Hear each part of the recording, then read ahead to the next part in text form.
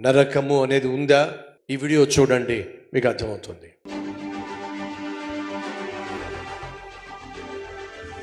సుమారు 200 దేశాలు, అనేక పట్టణాలు, ప్రజలు, ప్రాంతాలు, 5,60,00,000 మంది చచ్చిపోతున్నారు ప్రతి సంవత్సరం.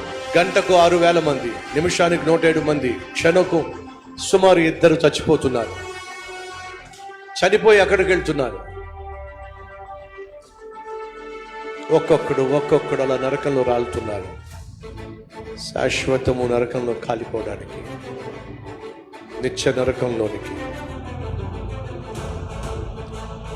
ఈరోజు వాక్యం వింటున్న సహోదరి, నువ్వు రక్షణ లేకుండా ఒకవేళ కన్ను మూస్తే అదిగో అలాగే నువ్వు నరకంలో రాలిపోతావు, ఆ విధంగా కాలిపోతావు. అగ్ని ఆరని, పురుగు చావని భయంకరమైన స్థలం అది. ఏడుపు, పళ్ళు కొరుక్కోవడం మాత్రమే ఉండే స్థలం.